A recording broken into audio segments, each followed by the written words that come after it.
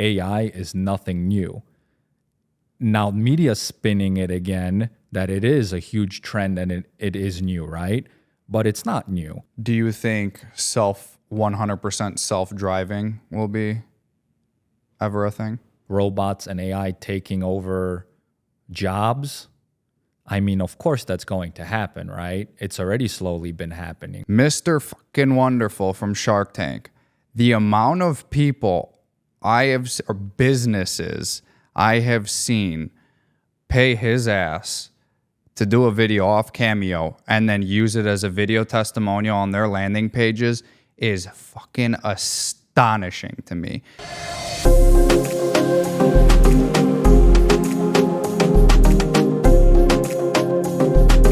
All right, welcome back, guys. Today we are going to be talking about AI and how that is kind of the biggest question mark, I would say, that a lot of people have either for or against it.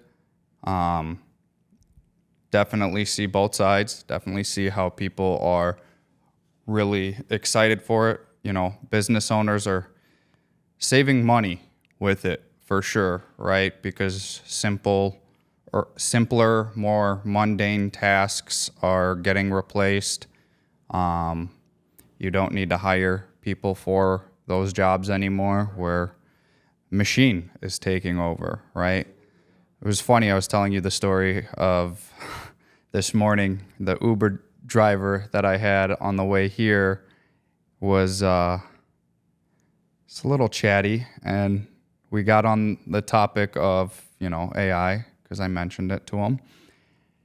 And he said that, you remember the movie iRobot with Will Smith? Oh, definitely. Back in the mid-2000s, right? When it came out, it was awesome. Everybody was, you know, I feel like people were excited, you know, for something different, kind of like that, almost Terminator-esque, right? This guy was telling me how after he saw it, he freaked out, and he knew that he was going to be really scared for it because of, you know, a bunch of different reasons that he kind of mentioned. Don't want to go too in depth on that, but I asked him, okay, well, what do you think of AI and the whole craze now? And he's like, we are in the beginning stages of iRobot. Obviously, we don't have robots themselves walking around doing these things like it is in the movie, but I can see his point of it being like It's coming. Machine learning is here, and it's a lot more prevalent with daily use. You know, I'm sure the private government sector has had it for a little bit longer, but now that it's available for anybody to use, right? I mean, I use ChatGPT or whatever it's called now, and Google has, I think it's Bard, or maybe they even changed that name, but I use those for things, you know. But hold on, I'll stop you there. What do you think is the main difference from ChatGPT versus Google? Like, what would the difference be? I mean, the interface is already one thing. I personally, I don't know. I see a difference in responses, right? But that's basically it. It's just however those are coded, they're just coded differently, right? Right. Kind of like our software, Booking Koala, versus the other competitors.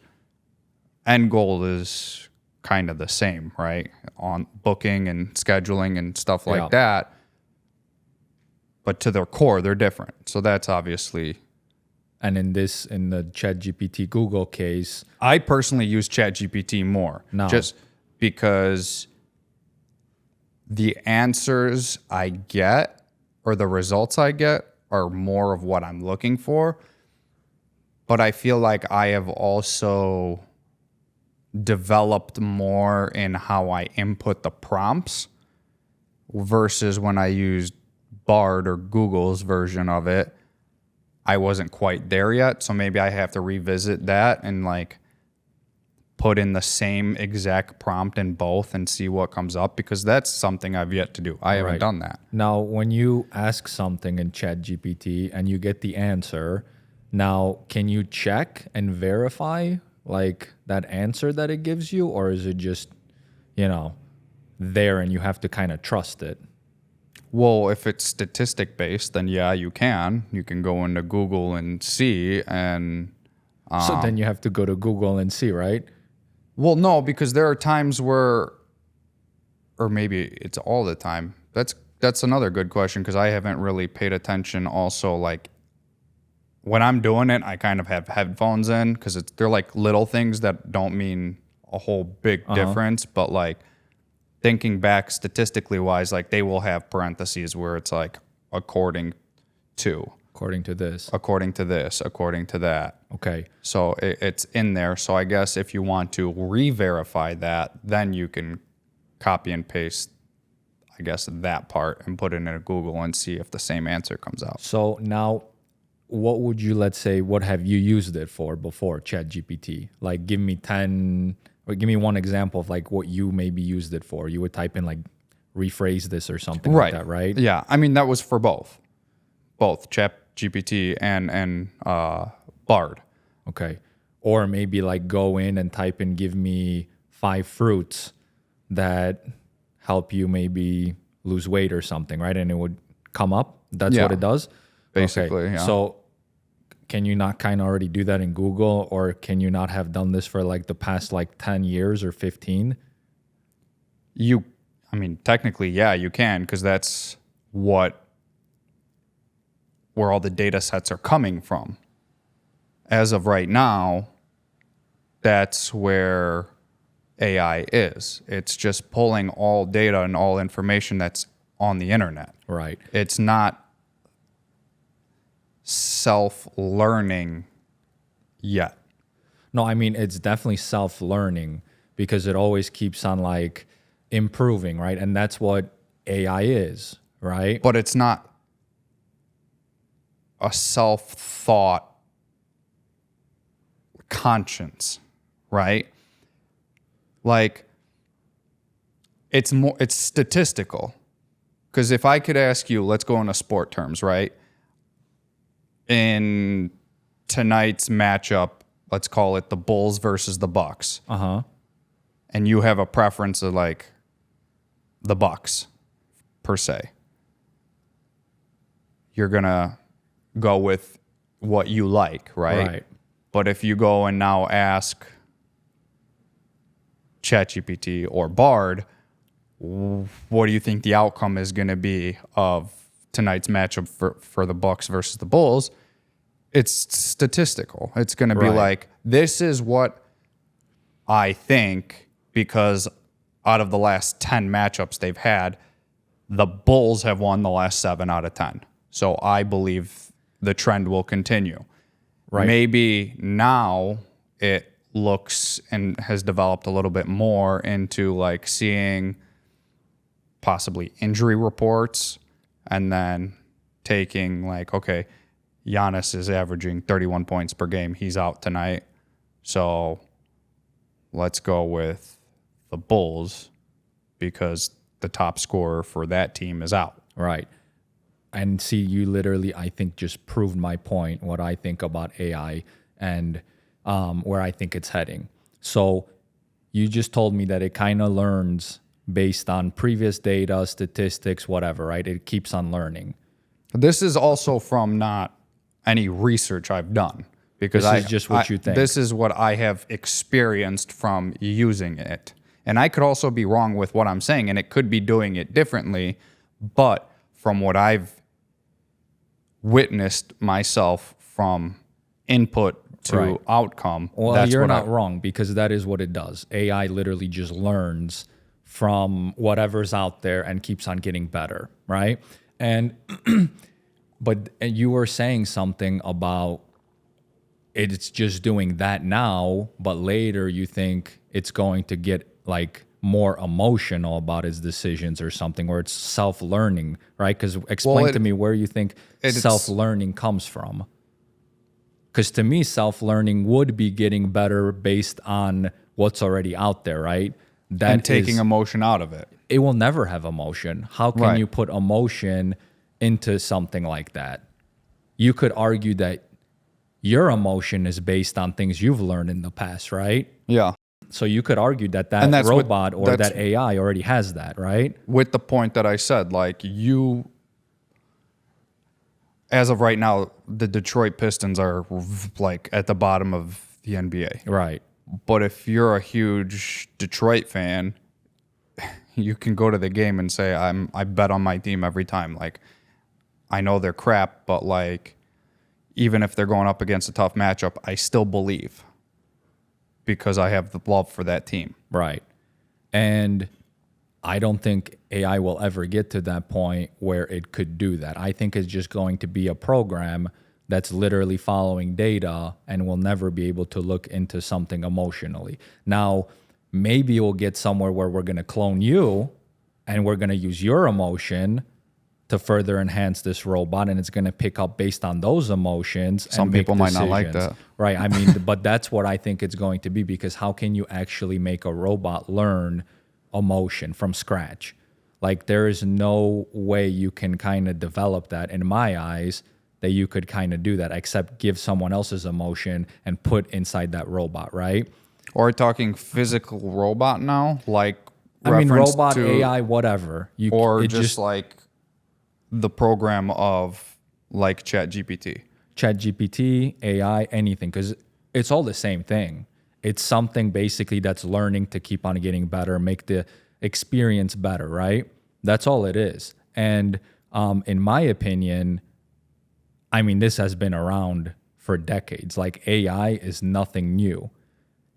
Now, media spinning it again, that it is a huge trend and it is new, right? But it's not new. And it's just making people freak out that it's literally like you're going to lose jobs, this is going to happen. But this has already been happening for many, many years. Like, think about Google Maps. You use these products every single day, and you've been using these products for 15 years maybe, right? And when it started, sure, it was a crappy product maybe, but what has it been doing?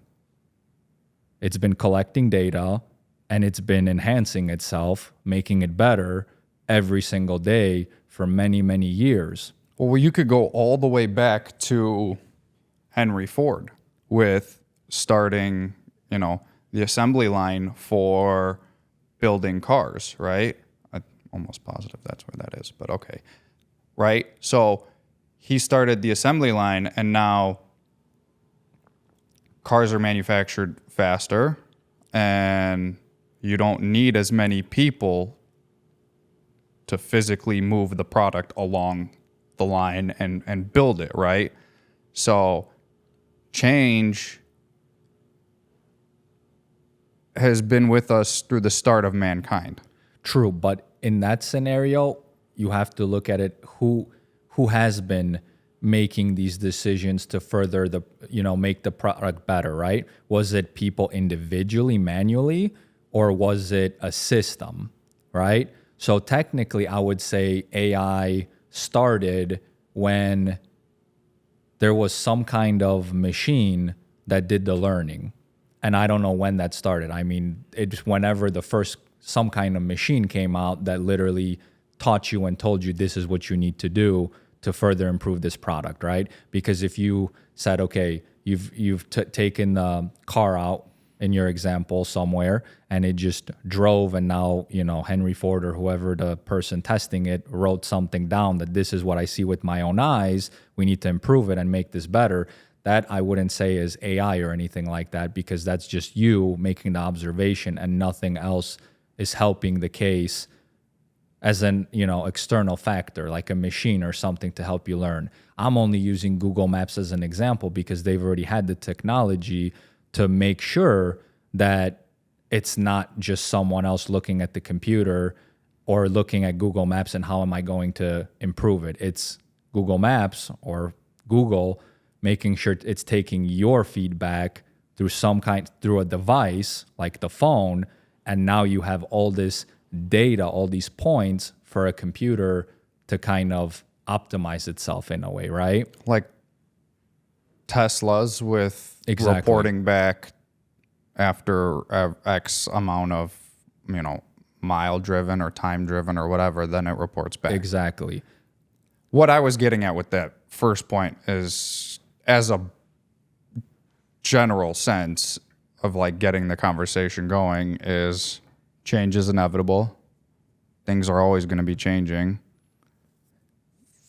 Stuff gets better, right? Like, and now it just gets faster. Humans just are not meant, but I guess what am I trying to say is like, we are so used to getting speed now.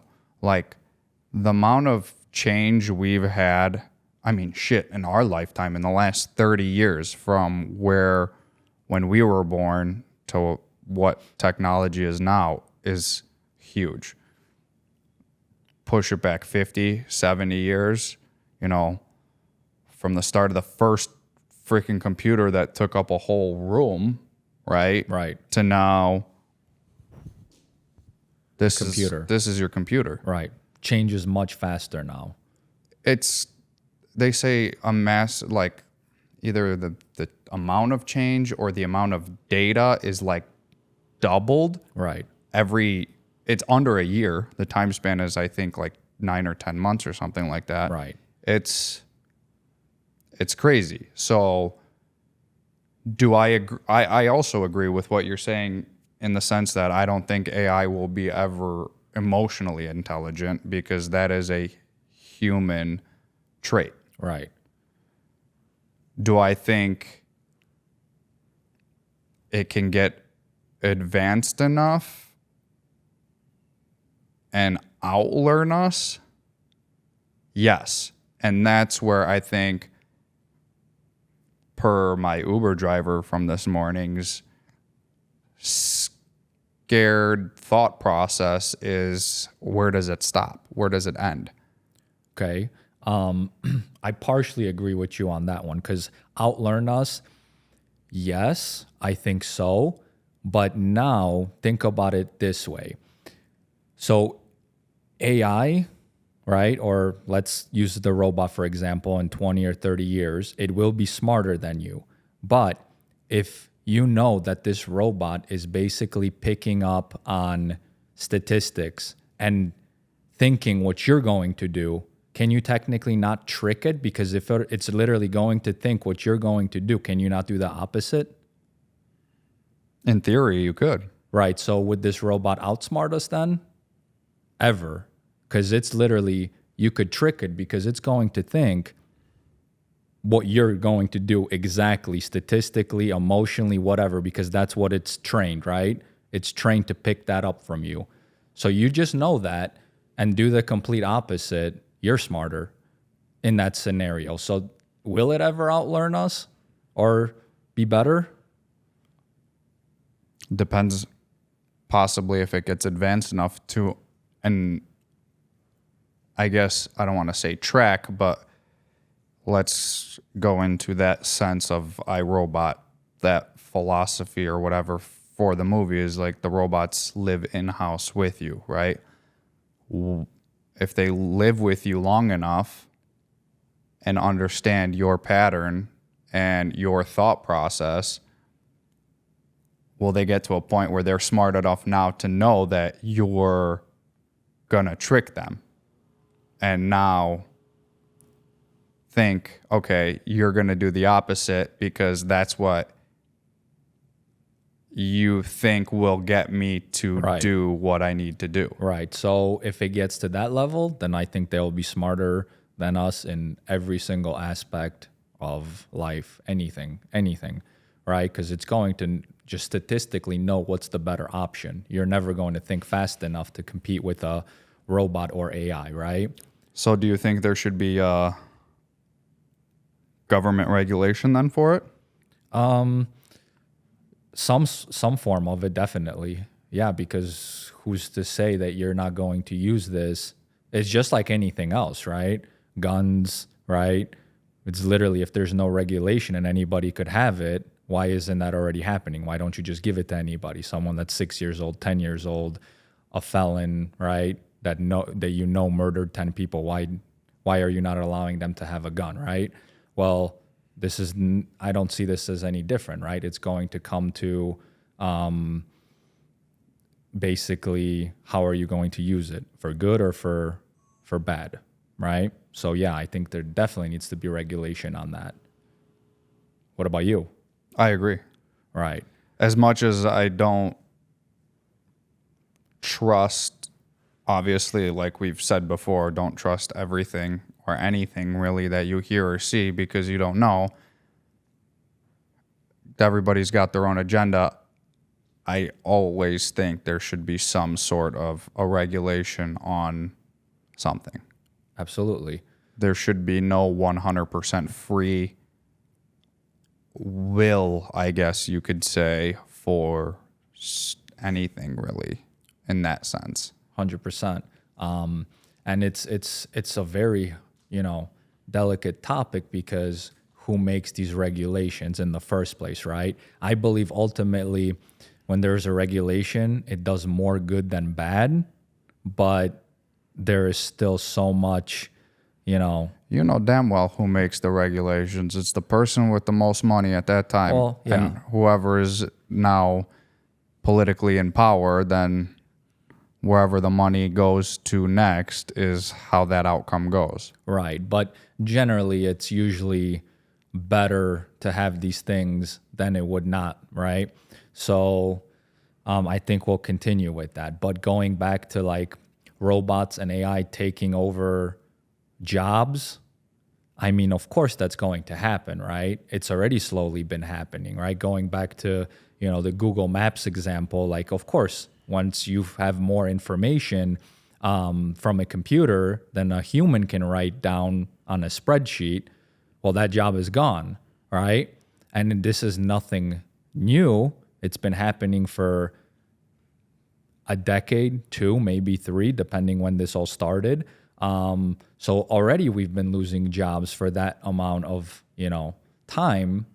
And now it's just going to be faster and faster the more we, collect data and stuff like that. So I think more and more jobs are going to be lost, but it's not like it's already not been happening, You just have to figure out a way to kind of use that to your advantage, just like anything else. Because if a job has been lost, usually it's for a good reason, right? Something better replaced it. Well, it has also probably created a new opportunity for you to do something else, maybe even better, right? Because we've talked about this many times, like it's never been easier to make more money online, right? Because Start to make money. Like you could make money 50 years ago, 100 years ago, but why is it so much easier to make money today? Reach. You could reach somebody overseas in 5 minutes. You could start a website, put product on it, throw a Facebook ad on, and you could hit somebody on the other side of the world and they could potentially buy all in under an hour. Exactly. So it's reach, it's also speed. There's a lot of different things. So all those advancements, you would argue that it's good, right? But you could also argue it's bad, but you have to admit that it's also good, right? So like AI, all those things, I think it's going to be the same thing. You're going to be able to use AI to make, your life easier as a business owner, as a person. So it's, yes, you will lose jobs, but not necessarily will be a bad thing if you know how to prepare for it, what to do. You could potentially make even more money with a new thing that's going to help your industry. Do you think 100% self-driving will be ever a thing? I mean, there's already self-driving, I think. It's just these things take a long time to actually have, come into our day-to-day lives because there's so many things at play we already know, right? So yes, I Right. think so, because it's already there partially. Or at least they're testing it in little small neighborhoods, maybe where there's not a lot of people. I think it's already here fully. It's just blocked by, again, my opinion, I think it's blocked by lobbyists. Like, the trucking industry is a huge one, that I feel like consumers will benefit massively from it, because when you have a human driving the truck, as it is right now, right, they are only limited, regulation-wise, they're only limited to what, 12 hours or 14 hours a day where they can drive, right? And then they are mandatory to stop and rest for safety issues. When you have full autonomous driving, you can have trucks running across the country nonstop, Right. all the time. It's just load and unload now. But once that's gone, now how many people out of the trucking industry lose their jobs? But again, that's going back to, with any change in advancement, where things take over a certain part of life, it gets replaced. Yeah, now you have to have more jobs to figure out how to make this truck work and, study data, whatever. So there's always going to be something that you just get replaced with and you have to create a new job for, right? But going back to like the self-driving cars being here, I do think that they're here, but it's just, it's not enough to make them work everywhere. What I mean by that is, like, what we see is just like, let's say Google having their small car or whatever driving around somewhere in LA, right? But that's because that's where they've collected most data, So now you try to get this car to work somewhere where they haven't collected a lot of data, it's not going to work. So you cannot, even like you're saying, it's blocked. Yes, I think we're way far, like it's still far from now where it's even going to get to the part where it's blocked. I don't think the technology is even close to being there, because, for example, maybe they'll be able to unlock it in LA because it's collected enough data. There's been so many cars driving around there, right? Where they'll be able to say, okay, we could release that here. Because any company, it starts in small places, it's Right. small sectors, right? So testing, right? You have to test. So, and that's what they're doing now. But like, to say now, if you go out somewhere where there's not much driving going on, let's say even 3 hours from LA, where not many cars pass by, you will not be able to have this car operate there because there's not enough data. So can they release a self-driving car today? In my opinion, absolutely not. Can they do it in 5 years? I also don't think so. In 10 years, no. Well, I also don't think that it's ever going to be 100% only a self-driving car. I believe 100% that there will be the option for us as humans to, press a button or whatever to take over and now drive, right?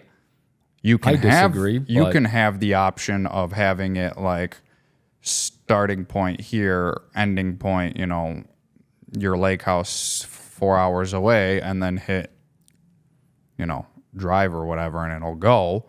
But if you decide that you want to drive now, or if you see that there might be an issue coming on with the car and the self-driving, you can take over. I think that will always be there if we get to that point. I see your point, and I think I'll disagree because they're going to, like, it's just, from a statistical standpoint, they're going to do a way better job driving, like the cars itself, than we are, right? There's going to be less accidents, that's whatever you want to call it. They're going to optimize it so there's less traffic on the streets. Now we're talking, wow, 50 years, maybe even more from now, right? But when you do get to the point and you know that if I let you drive, you're increasing the risk of someone dying today, why would I allow you to do that? You know what I'm saying? So I think eventually they are going to completely cut those options out where it's just going to be the normal, where you step in the car, you tell it where it needs to go, and it will go. Of course, like I said, this is way down the line, but I do think that's where it will be at one point. So, yeah, I mean, but like, look how far we are from that, you know, because it's like I said, it's just little places. And when it starts to go viral, everybody starts to assume, oh, it's everywhere, you know, like this is the next thing, we're all going to die out. But they're literally promoting one location that this is becoming successful in and trying to scare everybody that everything else is going out the door, right? But it starts like that, no? It starts like that, but it's such a slow process. Like, try getting rid of every gas car first. You know, like, you know how long that would take? Like, some people, that's their only car that they have. It will take maybe 30 years for them to get rid of that car, you know? So, like, think about replacing just a car with a EV in the first place, you know, electric vehicle. Like, it's not going to happen for so many years unless you're forced somehow to get rid of that car today, which is not going to happen. No one's going to force you to, okay, today we're not driving a single electric or a gas car. It could happen if the government says we're going to gift everybody an electric vehicle, right? A brand new one, and take your car. Then it would happen overnight. But realistically, that's never going to happen. So things like that just take so much time. Just like testing in one location, it's not going to happen. Then, okay, it's successful in one location, then it's going to come to Chicago, New York, you know, then it's going to maybe start going in suburbs and things like that. But now we're just talking about United States. Now take the whole world, for example. You know, I was just in India and Philippines, and I don't think they even had electric cars there yet. And Not one. Not that you saw, at not least. that I've seen, but now that we've had a topic even on electrical vehicles last week or 2 weeks ago, I've been starting to pay attention to more cars on the street. And now when I even look at electric vehicles versus gas cars, 1 in 100, if that, like that's 1% today. And I don't even think it's that high. And this is just in like the more populated. That's here in Chicago. And you're right, Exactly. because when I go visit my sister up in northern Wisconsin, Nothing. nothing. Maybe, say I stay there a week, maybe I'll see one the entire week. Whereas in here, I mean, I see one right now driving by, you know, the white Tesla going down there. So it's But then you look at the parking lot and you see like 50 gas cars. exactly. So again, it's in relation to population, size, where you live, right? Location. And I guess the demographic of people, right? Of who prefers a electric car versus a gas car. Right. But why are we bringing this up? It's because, you know, like we don't want people to start freaking out that, oh, AI is going to take our jobs like they're doing in the media, right? That's always our goal on the show, on the podcast, to make sure that, you know, people are getting the right information and, you know, stop listening to media and things like that where they're trying to scare them into things. And this is kind of related because look how long it's going to take for any of these things to, you know, start to happen. Like when you're paying attention to the media the last 3 years, they make it seem like electric vehicles, they're the only things on the road right now, right? Well, in 2020, when everything took a halt, everything was getting pushed and being like, oh, this is this now. And everything is going to be completely different. And we're 4 years after the start of that. Stuff has opened up finally, fully. And we thought things were going to be drastically changed, right? Right. We've almost reverted back to what it was before that. Right. Yeah, it just takes so long for these things to come into play that there's really nothing for anybody to freak out about. And it's like, and when you look at media, you literally see this. I think the past week, it's been like a crazy thing where people have been saying 95,000 jobs have just been replaced by AI, right? Or things along those nature. But how many new jobs have now been created because of that opportunity? Exactly. And 95,000 jobs out of how many billion? Is that even a big number? Some may argue that it starts at 95,000 for this example that day. But then where does it end, right? But now, if you look deeper, and we're not saying that there might be a specific example, but I'm sure there are some. But with the way the media likes to cut things off, and that was actually a thing I was thinking about on the way here today, was like how the media likes to cut things off for, call it a short or a reel on social media. Somebody can give a hour-long discussion or a TED Talk or something, and they can be really passionate about one portion. They could say something for 30 seconds,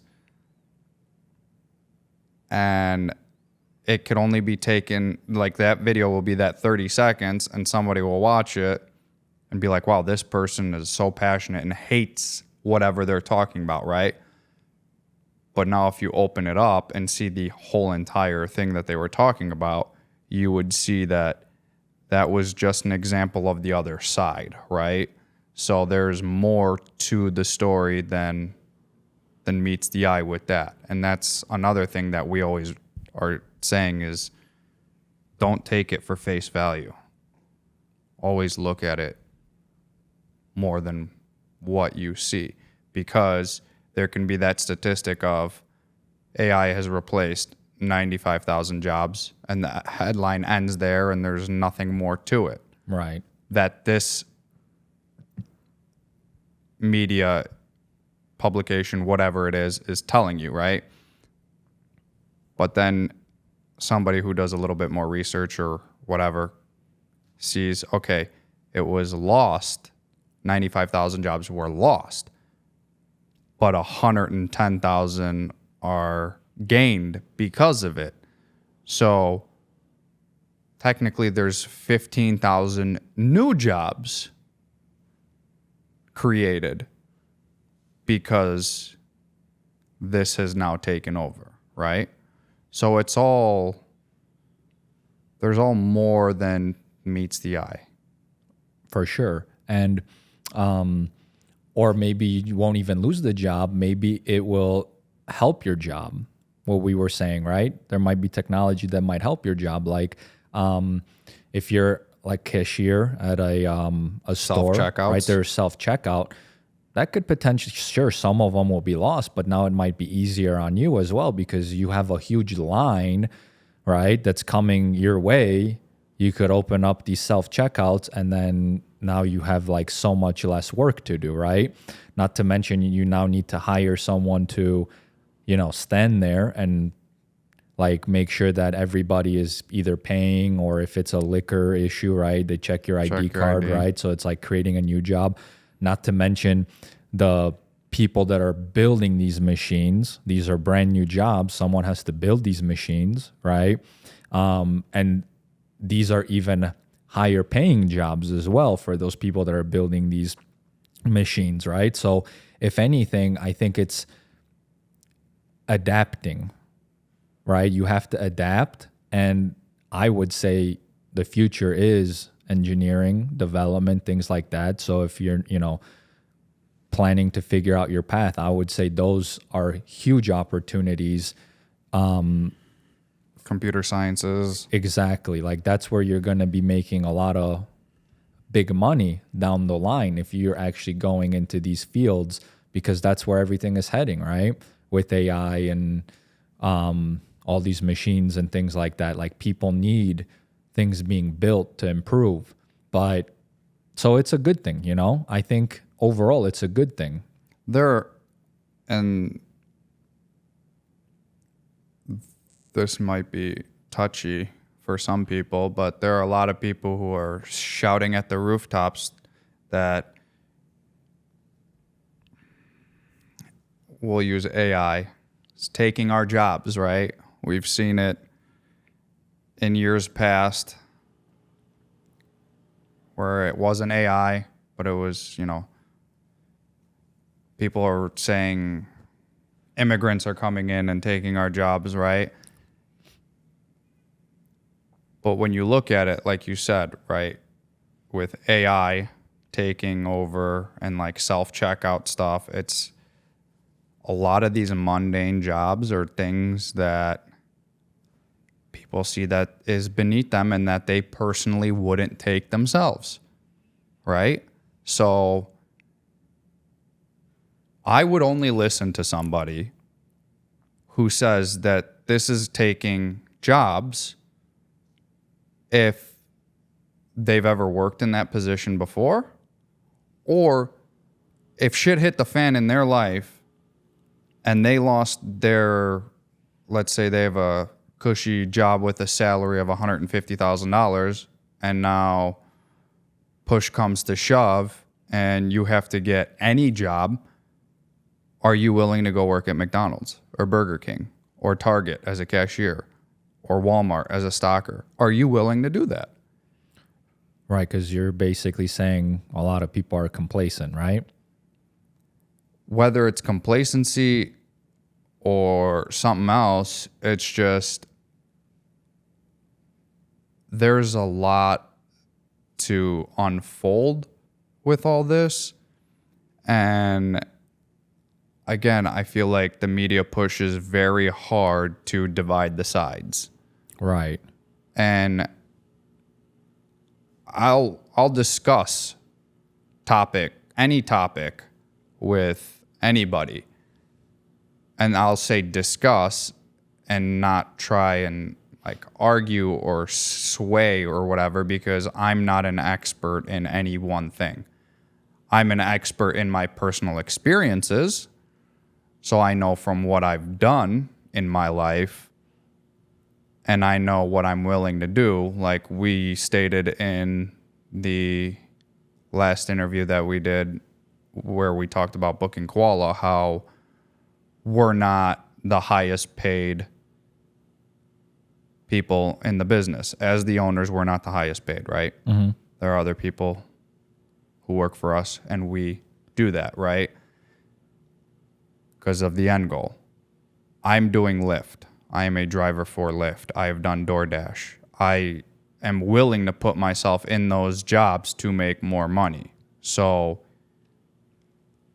I'm okay with discussing those things, but when I have somebody like trying to argue with me that things are not right with whatever their argument is, right, for that topic, like AI is taking over our jobs. Well, have you ever been in a position where you needed to have that job? If you haven't, look at it that way. If you were in that position where you needed any job at any point or an extra job for, more income, are you willing to step into that? Right. But well, that's because you're also a go-getter, right? You want to keep improving your life or chasing more money or whatever it may be, right? But a lot of these are the folks that will be in trouble with AI, the ones that are complacent and don't figure out a way to adapt, because there's no escaping it. The jobs will be lost, right? Like that is a fact. But it's not happening overnight, and it's going to take a very long time for you to slowly lose out your job. Before you lose out your job, you're most likely going to be able to use that technology to improve your job, and then eventually you're going to probably lose your job. So we're talking about years in many cases, in most cases, before you lose your job, right? But you have to put that in your head, and you have to be serious about it, that just because you're comfortable and complacent, you cannot just sit where you are. You have to look into your career, see the impact that AI is having, and start looking at other possibilities, and maybe even start to slowly learn a different role where you could see that it's going to have an impact in the future, right? Because if you stay complacent, you will lose your job in most, I don't know if about most, but in certain areas, in certain industries, right? You have to, because like, where like, okay, we have a booking Koala, right? A lot of it is service based. Do you see a robot coming in anytime soon that is you're going to be able to put in a home, and it's going to do a cleaning for you? Is that going to happen anytime soon? No. Right. Starting to, because I already have one, basically a Roomba, but not Roomba, a different brand, right? But that's vacuuming only. That's tiny. And even then, right, the canister is not as big. It gets stuck in places. It sucks something up, and like it won't see a cord or something, or a lot of dog flaws toy. still. A lot of flaws. Whereas myself, if I take, the vacuum we have by hand, I could vacuum faster and more efficiently. Right. So like that kind of a job, whether you're a cleaner, you're washing, installing gutters or something like that, that's not going away anytime soon, no matter how many articles are thrown your way, So, thrown your way in basically trying to tell you that you're going to lose your job due to AI. So you have to kind of use common sense. Am I in an industry, or is my job going to be lost, right, because of AI? Some of those are a clear no, and it's not going to happen for many years. Like a robot taking over a cleaning, that's not going to happen for 25 years, 100%. Because even if they did build one, how many people will actually be able to afford something like that, to buy that, Only the top 1%, because it's going to be expensive. That's how it always starts.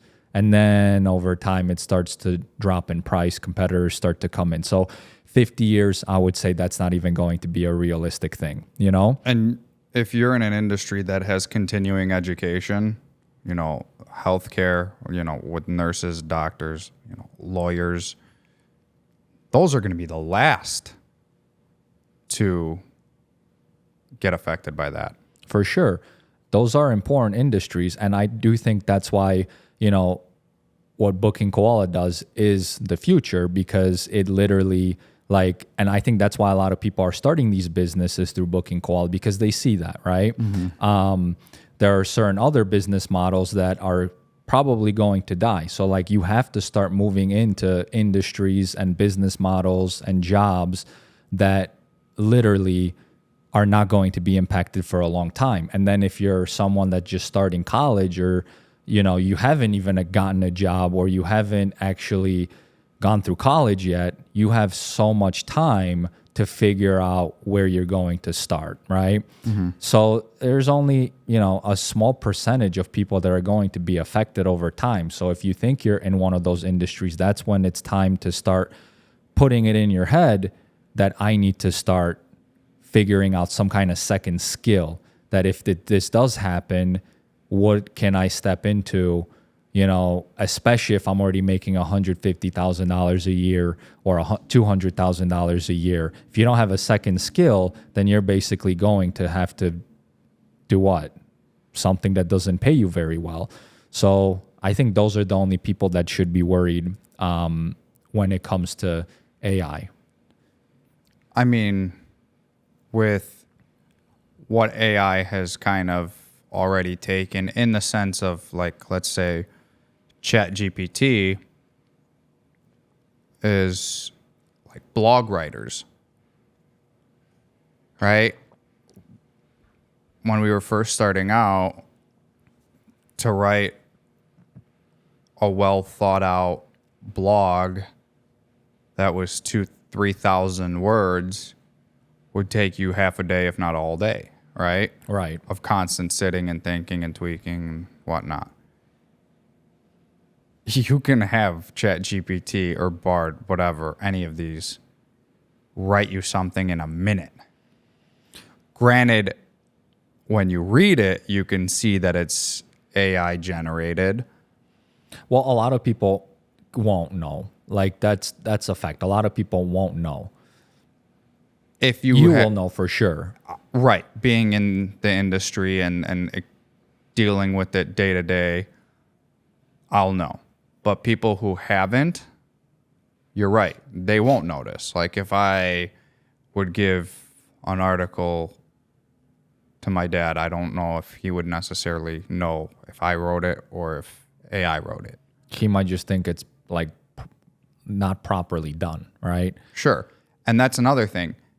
Now you can have AI write you out that 2,000 word blog article. And now you have the whole structure of it. You can just go in and spend an hour to rewrite it in human, like not terminology, but way that like a human touch, right? Not so robot-esque, right? And that's really a lot of the basis of where it kind of started, right? Was with that. Gather the information, give you that output of the structure. Now there are things getting way more advanced with it where you can replace people like we have booking Koala users who are running their service businesses that I know personally who I've spoken to that have had to let go several staff members because they were replaced with AI as well as the software. The software made it so smooth and a lot less human input that they really didn't have anything for them to do. Right. And now AI is starting to get into that as well. If you can it's already here too. We can sit and record our voice for 10 minutes and input it into an AI software. And now people can call the customer service hotline for booking Koala to ask for questions. And it could be our voices that answer it and give you the answers that you're looking for. So these industries, I would be a little bit concerned if I had a job in those industries, right? Customer service in those sense. And customer service for sure. Because in like 10, 20 years, it's going to be an automated, robot or machine or a computer program that's literally going to know based on previous answers what to give you. And there is already a lot of that, right? It's just going to get more advanced where now your company, let's say you have 10 customer service agents today. Well, in 10 years, you might need to let go of 8 of them because now the only time someone will really need to talk to you is if the robot doesn't give them the answer that they're looking for and they press 1. I need to still talk to someone else, right? So that is a start. Damn. I'll be the first one to admit that when I call anywhere and I need to talk to customer service, like AT&T, ComEd, whatever, the moment I get that prompt, I'm screaming at the top of my lungs, representative. Like I want to bypass that so fast because it hasn't advanced enough yet where it's just going to realize what I need done. Right. It's trash right now. Garbage. I know what because the moment I get connected and I hear that, it's like, oh man, like how do I get rid of that as fast as possible? Because you already know it's not going to help you. Right. Right. So it's like, it's still years away before something even, actually comes in the right form where it could be adaptable, it's already speeding certain things up, but it's still nowhere near where you're going to lose your job. So, but it is an industry that you already know. It is going to happen once they figure it out, because that's going to be an easy way for companies to cut costs. It just takes time. And this goes back with, I get what you said with the complacency of, stopping what you learn after, college, once you graduate college, or like right around your mid 20s, if you're not in an industry with continuing ed. I feel like those are the jobs that those people are getting upset with AI, where you're right, the complacency hits and they don't want to kind of further their education to help them make either the same amount of money going forward, more money, or enough to keep their living, Right. their way of life. And you can't blame anyone. I mean, if No. some people just like where they're at, they don't want change, right? Like, how can you blame anybody? But it's like, that's just how reality is. You have to learn things, you have to adapt to whatever's gonna come, because sometimes it's necessary. So yeah, it sucks. I like to be complacent at certain things too, but if you have to, you just have to. So your opinion about AI, I mean, we pretty much addressed it, but to finish this show off, I use it, but I don't think it's gonna be a massive hit to the workforce as people think so quickly. right. No. And it may even be a balance. It may take out all the mundane jobs that people really don't want to work, but will create new opportunities, like you said. Right. Yeah, and I mean, obviously, I can ask you the same, but that's what you've been kind of preaching this whole time too. No, yeah, I mean, basically same thing. I think people have a lot of time to figure it out. It's not like, hey, today you're going to lose your job unless you're in an industry that you've literally been ignoring the signs already for the past 5 or 10 years. But it's not to say that your skill is completely, useless, right? Maybe that company's going to get rid of you, but hey, another company still needs you. It's not like that is an obsolete position where you can't get the job. So I think you still got plenty of time, and not to listen to whatever the media is trying to tell you with the articles. Because I know I read comments, like I click on these things and I see how many people are terrified and scared, So yeah, I think you still got a lot of time. And it's also one last thing kind of too. It's like that game of telephone that we played in elementary school, middle school, where the teacher split the class up half and half, right? Would whisper something in one kid's ear here and one kid's ear on the other side, and then you have to continue to pass that message along and see how much of it has changed from the beginning, right? Right. That's how a lot of misinformation gets spread too. Oh yeah. Because I'll hear something from somebody over text or a phone call or whatever, or in person, and I'll be like, oh, send me the article that you found it on.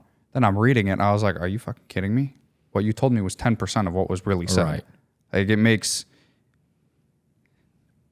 it used to irritate me a lot more before, but now I don't want to say I'm saddened by it, but it's just so shocking at how people believe things so much at face value still, where it's never been, I don't think it's ever been easier than it is today to kind of hide those things and make people believe what you want them to. Well, because how easy it is to make someone that doesn't know anything about something believe in something. I mean, it's not very hard. If someone has no idea what AI is, which is probably 99.9% of the population in the world, probably has no idea what AI is, right? In its fullest form. in its fullest form. Maybe they have a little bit of an idea what it is, right? Right. It's like some kind of program or something, or some kind of data, right? But they don't really know what goes on behind the scenes. Then they're going to believe anybody that's somewhat of an expert, right? It's easy to just push any agenda and make you scared and make you do whatever they want them, you to do. Like the snake oil salesman, right? They are experts just because you see they have a big following on social media, and let's say you landed on them for the first time. How do you know if they're paid or not? Like, they paid to get all those followers, and Drives me crazy with they those might guys. even have 1% of actual real people following them. It's crazy. But you know what's crazy about those people? It's like I feel like anybody that's somewhat successful at business that has been doing this for a while, they know every single one of these people and who they are, and like truly like that just based on your experiences, some of the things that they are doing don't add up, right? And sometimes it's okay to have one red flag and then just kind of wave it off because it's like one red flag. But once you start to see one red flag, 5 red flags, then you start to question, like, there is something off about this person, and there's so many of them, right?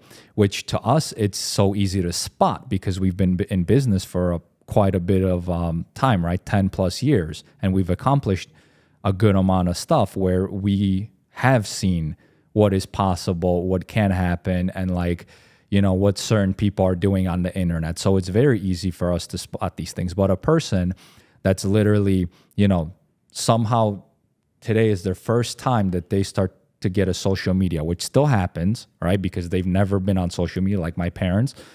It's a new thing to them. Well, they start coming on here and you see a guru you've never heard of before. Like their friends are not talking about this stuff. This is the first time they go on. Well, you think that person is going to know what a red flag is? Absolutely not. Well, guess what? You're just suckered into $10,000. Mm-hmm. And that's what's going on with these people. And people should be doing the in the movie Jerry Maguire. Instead of screaming, "Show me the money," they should be screaming, "Show me the facts. Show me, back your claims up. Show me the shit that you have tried and true, that you have done to be a so-called guru." Right. And how you can sell what you're selling. You're going to consult or try and sell a consulting package to a multi-million-dollar company when you yourself have never run a multi-million-dollar company. How the hell is that possible? How can you do that?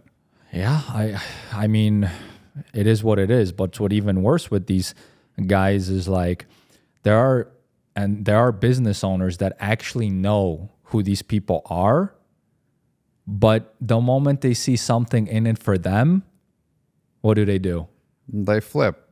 They suck up to this person and, make them even bigger, and that's why it's so hard to fall for this kind of crap, because you see someone with no values, that's already sucking money out of people in their own way, and they know what this person is doing because maybe they're doing it themselves, but now they're going to be like, let's just, team up, collab. I'll give this one for the viewers. If you want to know who is you can't trust, go on the website Cameo and see who in business will give you a testimonial just because you paid them. Mr. fucking Wonderful from Shark Tank. The amount of people or businesses I have seen pay his ass to do a video off Cameo and then use it as a video testimonial on their landing pages is fucking astonishing to me. I wouldn't, if I ever had to go to Shark Tank for anything, for a business proposal to get money, I wouldn't trust him as far as I could throw them. That is the shadiest shit I have ever seen. Anybody else on Cameo who's like, you know, an athlete or whatever, if they're just doing a happy birthday or whatever, Right. fine, cool, whatever, that's no big deal. But if you're paying somebody to give you a testimonial about your product and they never have, and who knows, maybe everybody on there will do it, because when it comes to money, people will do a lot of things for money, especially if it's like, well, how can somebody confirm or deny that I've actually used this product? Bro, this company, you're telling me as somebody with a couple $100 million net worth, If it's even true. if that's even true, this company started a week ago and there's already a video testimonial from somebody Right. your size, full of shit. For sure. So full of shit. Yeah, I mean, yeah, it's a great website if you have like a celebrity person you like or admire, and then you're like, hey, I'll pay you $20 to say happy birthday or something to my niece or something. Yeah, I right? mean, they choose the price. But yeah, it exactly is. If it's like a happy birthday or like a little prank thing for a friend, Right. sure, harmless, whatever. But when you start getting into $2,000 for a product review, you know, and that's crazy because when this thing first came out, I was like, holy cow, how is this happening? You know, how did they get this person, you know, like to say all these wonderful things? And then you showed me Cameo and I'm like, wow, crazy, wow, that's crazy. So, and these are the people like that are huge and like others look up to that don't know anything, because like I just said, like I would have believed it too if you didn't show me Cameo and I saw this guy on there, you know, and you go, and we should probably find some of these videos before he watches it and takes it down, because I think you could maybe take those videos down that he shared. But yeah, it's crazy. I think Cameo is great for what it essentially started as, to what like it get famous people to Right. do that kind of stuff. You know, a happy birthday for your dad or whatever, or your spouse, fine. But I think, which I don't believe they are going to do, is I think there should be a disclaimer on the website that says you cannot give a product testimonial review or any kind of review if you didn't use it. I think you have to show proof, right? And even then, I'm sure there will be, if you do that, there are ways to, well, I sent it to them for free and now they're reviewing it. There'll be a way around it. Always. But the fact that there isn't right now, and you can literally, I mean, shit, we can sign up for an account right now and have Mr. Wonderful say that Booking Koala is the best and number one software for the service industry, and we can blow out an ad within an hour for it. That is total horseshit. Right.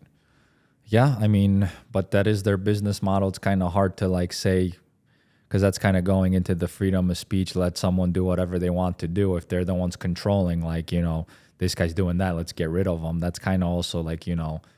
I'm not saying the freedom is, you could say whatever you want.